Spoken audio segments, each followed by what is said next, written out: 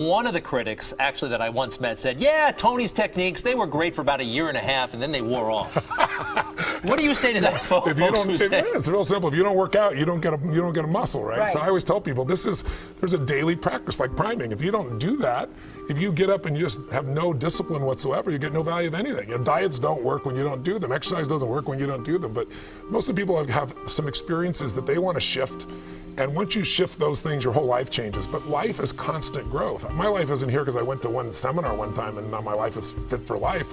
I work out, I train my mind, I train my body, and it becomes a lifestyle. It's not just like you're depending upon somebody else. I'm not here to become somebody's guru. I'm not here to give them a gift. I'm here for them to open up their own gifts. And that's really what my work has been. People who succeed in any situation have a pattern of what they do to succeed. And it doesn't matter whether that person is succeeding in a business context or in a relationship context. It doesn't matter what the environment is. The fundamental lessons or laws for succeeding are very, very basic. So if we're looking for the ultimate success formula, the very first thing we'd have is you'd have to know what you want, which we call know your outcome. If you're going to succeed at anything, it's hard to succeed, hard to hit a target when you don't know what it is. And as simplistic as this sounds, do most people really know what they want? What do you think, yes or no? At least not consciously they don't, right? And so it's going to be very, very difficult to achieve what you want when you haven't defined it. But this is going to become a question we're going to want you to ask yourself a lot. What is my outcome in this situation? I even have a time management system that I developed. It's really a life management system, which we call OPA, because the first O stands for what's my outcome? Because you can come up with a question like, what should I do? And you're going to end up with a long list. But as you do all these things, what will happen is you can cross something off your list and still be unfulfilled and not really achieve anything that matters. So you'll say, what's my outcome first? Then you begin to decide what you need to do to get the outcome. So in this case, we want to say, what's your outcome? You want to make it a habit to ask this question a lot. You're in the middle of a conversation. Stop yourself if it seems to be going nowhere and say, what's my outcome here? Do I want to connect? Do I want to influence this person? Do I want to learn something? What's your outcome? For example, how many of you have ever been caught up in an argument and you even forgot what you're arguing for, but you knew you had to win? How many been there? Say aye. Okay, if in the middle of that argument you were to ask yourself the question, what's my outcome here? I guarantee you your brain would say, well, my outcome is not to fight, my outcome is to resolve this. And as you get clear on what your real target is, your behavior will change automatically. So very, very few people know what they want. And the more clear you can get about what you want, the more you can really achieve. So right underneath this is the subset of number one, still number one, just like clarity is power. Clarity is power. The more clear you can become about what it is you really want, the more power you're going to have. Because your brain is like a servo mechanism in a bomb, as an example. When they send a missile out, it has a servo mechanism. It knows what the target is, and when the target moves, it follows it. Well, your brain is very similar. When you decide exactly what it is you want, you start picking up information that you never would have picked up before consciously. For example, have you ever bought a particular car maybe, or maybe a certain outfit, and then all of a sudden you see that car or outfit everywhere? How many of you have had that experience? Say aye. Well, was that car outfit already around you all the time? Yeah, but you didn't notice it because there's a portion of your brain that is responsible for one thing, and that is screening out 99% of what you see, hear, and feel in life. Because if you were to notice everything that's going on in this room right now, you go stark raving mad. But most of you don't. You pay attention to a small number of things. If you could right now notice what? Millions of things. You could notice my voice. You could listen to what I'm saying. You could notice what's going on in the background, the screens. You could hear the air conditioning. You could smell your neighbor off to all that jumping up and down and notice that. Right? You could feel maybe a little sweat trickling across your chest or whatever was going on after all that jumping up and down. You could feel the blood maybe vibrating or circulating through your left eardrum, but you don't think about those things, so maybe I mention them or something triggers it. So this part of our brain that's responsible for deleting most of our thoughts and most of the things that are going on around us, that part of our brain, when it knows what you want, it makes you notice those things. You suddenly see that car because it's important. It's called the reticular activating system. You don't have to write all that down. For short, it's called RAS. The reticular activating system tells your brain what to pay attention to. So when you say, this is what I really want, now anything that relates to that you wouldn't have noticed before will start popping up into your focus. And a lot of times people say, it's amazing. I decided this and it was kind of synchronicity. These things started popping up. Well, these things were probably around you before, but you never noticed them because you hadn't decided your outcome. Now, when you know your outcome, you're ahead of 95% of the population, but that's not enough. The second thing you gotta know is a lot of times you know your outcome, but you lose your drive. You know, you want something, but you forget the most important thing, which is know why you want it. Know why you want it. You gotta know the purpose. In our OPA training system, when people are managing their lives, we have them ask, what's my outcome? And then why do I want this? Because any person successful, really successful, knows exactly what they want and they know why. The reason you gotta know why is, remember I said yesterday, reasons come first, answers come second. If you get enough reasons, you can get a big enough why, you can figure out how to do about anything, but you gotta have purpose, because purpose provides drive. Now, if you know what you want and you know why, you're light years ahead of most of the population, but you gotta go to the step that most people seem to avoid, and that is you gotta take massive what? That's right, and the key word there is massive. Massive action can be a cure-all when you know what you're after and you know why you want it. Because when you know what you're after, when you take action, you won't just be expending energy, you'll be moving yourself in a direction towards something you really, really want. And by the way, last night we called taking massive action personal what? Power, which means the ability to take action. And what stops people from taking action? Primarily what? Fear. And the way you get over that fear is, what do you think is the number one fear most people have? Failure.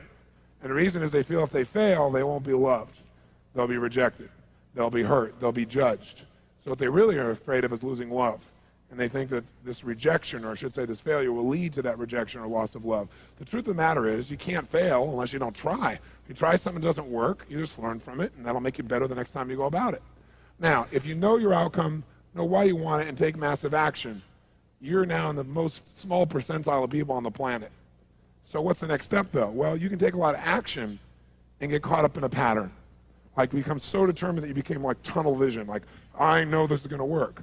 And so you keep running east looking for a sunset with total certainty and a lot of belief, high standards, still doesn't work. So what you have to be able to do to succeed so you don't get caught up in some old pattern is you got to know what you're getting. Know what you are, know what you're getting. The word we use for this, as for short, is we call it sensory acuity. Sensory acuity is the idea that you want to become acutely sensitive to whether what you're doing is working or not. You don't want to just say, okay, I know what I want, I know why I want it, I'm just going to make it happen, this is how I'm going to do it. You keep hammering it, hammering it, hammering it, doing something that doesn't work. And people do this all the time, right? Do the same thing over and over again, expecting a different result. That's called insanity. You can't do the same thing again and again, expect a different result when you can see it doesn't get the result. But we get caught up in our patterns. So we want to get really sensitized, acutely sensitized, sensory acuity, to whether what we're doing is working or not. And by the way, sensory acuity is really the measure of a person's intelligence. What I mean by that is, how do we measure intelligence? Intelligence is a measure of the number and quality of distinctions you have in a given situation. Like, for example, if you talk to Eskimos, that's actually not the politically correct term anymore, I guess it's Inouye. If you talk to an Inouye, what we formerly called Eskimos, you'd find out that Inouye have more than a dozen words for the word snow. More than a dozen. Now, I'm from Southern California. Guess how many words I have for snow? One. I don't see any of it. It's called snow, baby. Right? But they got to know what kind of snow. They got to make more refined distinctions to be effective in the world, to get their outcomes. They got to know what kind of snow you can build an igloo out of, what kind of snow you can take your dogs through, what kind of snow you can eat, right? What kind of snow you're going to fall through. So who has more intelligence, who has more power in that snowy environment? The Eskimo or me? Which one? Eskimo, because they have more sensory acuity. They have more refined distinctions about what each of these elements mean versus I just see it as snow. Now, if you took that Eskimo and you stuck him in my car in Los Angeles, then we'd find out that maybe I have a little more intelligence, because he might try to steer the thing using the rearview mirror, right? He just doesn't know. So since he doesn't have that acuity, he doesn't have those distinctions, he wouldn't do terribly well there.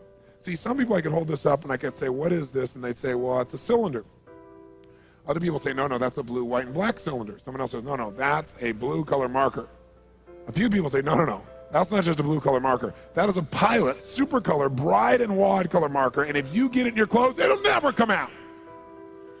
Now, which one of those people has more power? 1, 2, 3, or 4? 4, because they have the largest number of distinctions. So now, if you know your outcome, you know why you want it. You got your purpose. You got your drive. You got your A, an OPA. This is outcome, purpose, action. You know the massive action. You're taking action, and you notice if it's working. What happens if you notice it's not working? You're taking action, but it's not getting you closer to your outcome. What's the obvious fifth step? The fifth step is change your approach. Change your approach. If what you're doing, your acuity says is not working, change it. Now, what if you change your approach and that's still not working? Then what would you do? What would you do? Come on, what would you do? Change it again. Keep yourself in a peak state. Sit up in your chair. Some of you have gone back into that deep hypnotic state of learning, I can see. And what if you tried that and it didn't work? Then what would you do? What if that doesn't work? What do you do? And what if that doesn't work? What do you do? What if that doesn't work? What do you do? What if after all that it still doesn't work? What do you do? And what if you try that and it doesn't work? How many times? Until you find out what works. Do not say to yourself, I've tried everything. That's bull. If you tried everything, you'd have what you want. Well, I haven't tried everything, but I've tried millions of things. Millions? Number them, name them. Well, maybe tens of thousands. Tens of thousands? Name 1,000. Well, maybe 100. Name 100. Well, maybe I did these two things over and over again that don't work. Okay? But when we start saying, I've tried everything, we tend to incant that, don't we? We make it an incantation, and then we believe it. And since we think we've tried everything, we just give up. It's garbage, not true. Hey, let me ask you a question. How long would you give your average baby to learn how to walk? You know, before you shut them off and didn't let them try anymore. You go, what are you, crazy? My kid's going to keep trying until he or she walks. Ah, magic formula. You know, almost everybody in the whole world walks. Okay? So this is the ultimate success formula. It comes down to knowing what you want, why you want it, taking massive action, know if it's working, and simply changing your approach until you get it. That's it. Anyone who succeeds does this. They may not call it Robbins' ultimate success formula, but I guarantee they did it. I mean, corny example, Thomas Edison, these lights in here. Did this guy know his outcome, yes or no? Yes or no? He was absolutely clear. Without knowing the outcome, he couldn't have built that in a million years. It didn't exist before. He had to decide he wanted to create this result without the use of candles. Did he know why he wanted to do it? You bet. You read his writings, this man had a sense of incredible purpose and drive. Did he take massive action, yes or no? Oh, yes. Tens of thousands of experiments. Did he notice when it wasn't working and learn from it, yes or no? Did he keep changing his approach? That's why right now in this room we don't smell candlelight, right? Now, if you know the old story of him, it's written about him in his early days. He says he's got his best friend with him. He's doing this experiment, and as he's doing it, he creates a small explosion, which shakes the room, scares both of them very, very severely. And then at the end of that, he gets up, and his friend is totally shaken, freaked out. He pulls out his journal, and he starts writing. And his buddy says to him, what's the matter with you? Insane? You almost killed us. So you're going to wait till you have 10,000 failures before you give this stupid idea up? And Edison's response to him was, I didn't have a failure there. He goes, that's your 9,999th failure. He said, no, it's not. He said, I discovered the 9,999th way not to invent the electric light bulb. But I did discover how to create a small explosion, which may be useful in the future somewhere else. Interesting, right? Because he understood what this process was. Hey, did Bruce Springsteen use this? Do you think he just went out and used his gravelly voice and said, hey, baby, born to USA, and everybody went, yeah, you're it, man? Is that what happened? No. What really happened, if you know his story, was that all the agents and people he went to try and book with said, just play the guitar and keep your mouth shut. Your voice is gross sounding. It's gravelly. It's irritating. No one is going to like the stuff. Keep your mouth shut and play the guitar. But he knew what he wanted. He had all the drive you can imagine, knew why he wanted, took massive action, kept changing his approach until he got what he wanted. How about Sly Stallone, Sylvester Stallone, Rocky? Rocky's story is this even, right? But Sly's is too. Sly's a good friend of mine. And when I first met him years ago, he's listening to my tapes and stuff, and he invited me over for dinner. We started talking. And I said, you know, I've heard your story from other people, but I really love to hear it from the horse's mouth. I don't know how much is mythology, you know, urban myth, and how much is true. So he told me his whole story. He said the essence of it, though, was he said he knew his whole life what he wanted to do since he was very, very young. He wanted to be in the movie business, period. I mean, not just TV, movies. And he said why was, for him, it was a chance to have people not only escape, but to inspire people. And by the way, that drive is what made most of his movies, inspire people to what they're capable of, to overcome unbelievable obstacles, because in his own life, he felt like he did that. When he was born, he was pulled out by the forceps. That's why he looked the way he did. That's why he talked the way he did. And he said, so I really want to do that. And he said, I knew why I wanted to do it, and I wasn't willing to settle for anything else.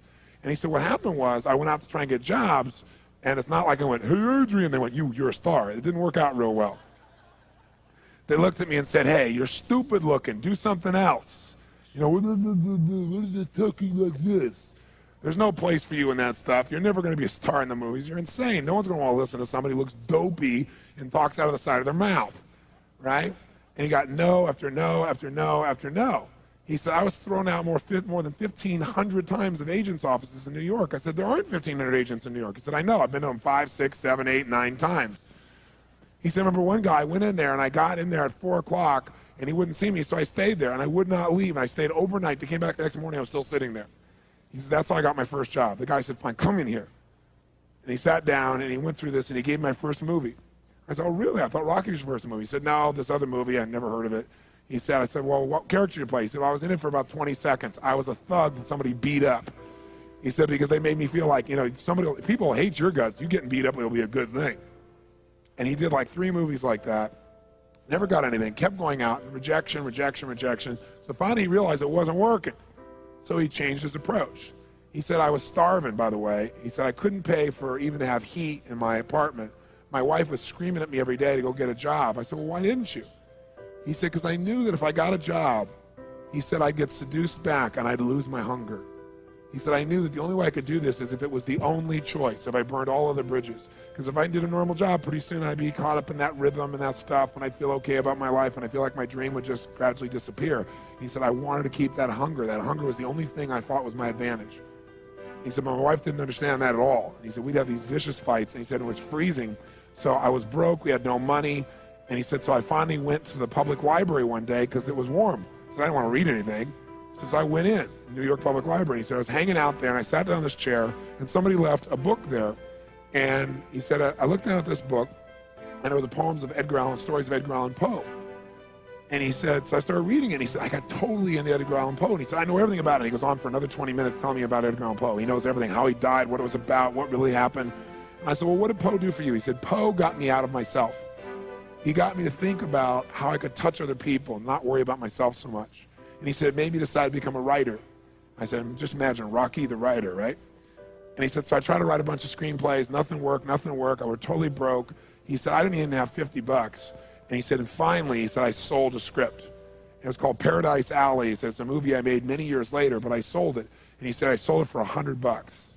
He said, but $100 was a ton of money, man. I was so thrilled. I thought, I'm on my way. But it never led to anything. And he said, so finally, he said, I kept going and going and going. He said, finally, we were so broke. He said, I hawked my wife's jewelry. He said, Tony, there's some things in life you should never do. He said, that was basically the end of our relationship. She hated my guts so much. He said, now we were so broke, we had nothing, no food, no money. And he said, the one thing I loved most in the world was my dog. He said, I love my dog because he gave me unconditional love, unlike my wife. And he said, so what happened was, though, we were so broke that to survive, I couldn't even feed my dog. So I went to a liquor store. He said, it was the lowest day of my life. And I stood outside the liquor store trying to sell my dog to strangers. He said, I tried to sell my dog for $50. And he said that finally this one guy negotiated with me and bought my dog for me, my best friend on earth, for $25. He said, I walked away from there and I cried. He said, it was the worst thing that ever happened in my life.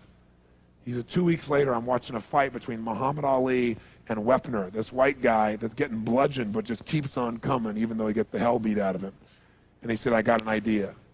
He said, as soon as the fight ended, I started writing. He said, I wrote for 20 straight hours. I did not sleep. I wrote the entire movie in 20 hours straight. Right then. Saw the fight, wrote the movie. Whole thing, done.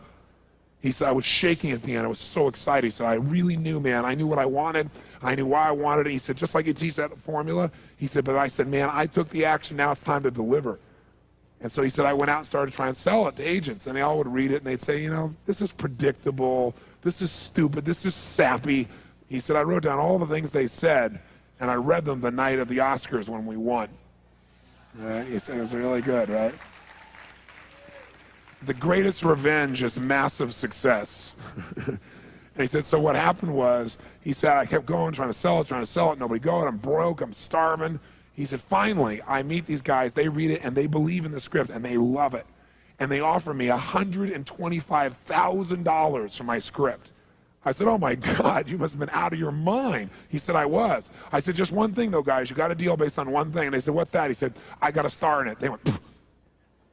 What are you talking about? You're a writer. He said, no, I'm an actor. He said, no, you're a writer. He said, no, I'm an actor. That is my story, and I'm Rocky. He said, I got to play it. I got to be the head person. I got to be the starring role. And they said, there's no way. We're not going to pay you $125,000, take some no name and stick you in that and throw our money away. We need a star, And they want to have Ryan O'Neal play Rocky, to give you a picture. Can you imagine? That's who they picked, right?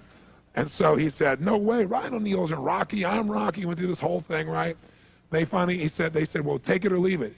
He said, I left the room. I said, if that's what you believe, you don't get my script, and he left. Here's a man with no money, none, totally broke, offered $125,000 more money he'd seen in his lifetime, and he walked away because he knew his real what?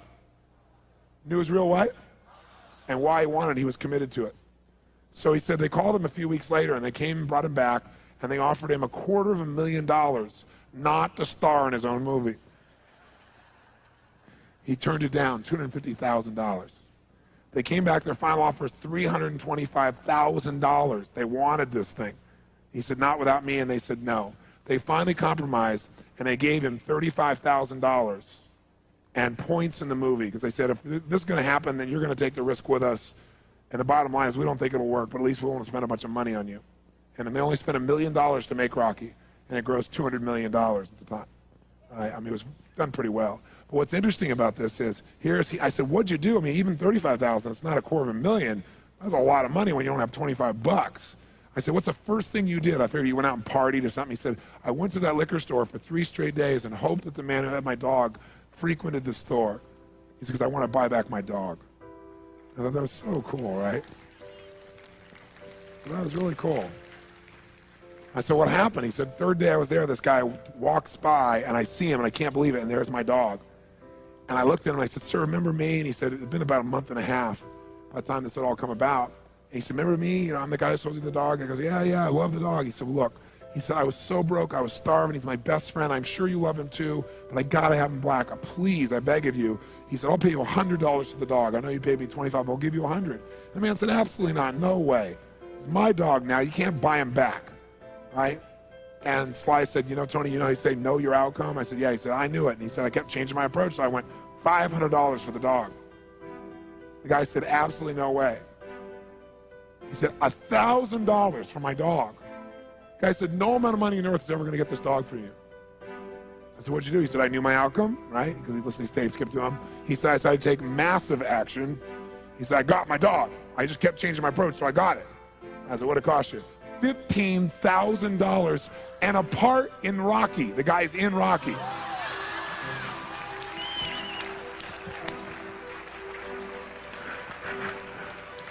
You know that dog in Rocky, Butt Kiss? That's Sly's real dog, right? That's the dog. He bought him back. So he put his dog in the movie, and he put the guy in the movie and paid $15,000 while he had $35,000. Isn't that pretty cool? Pretty awesome.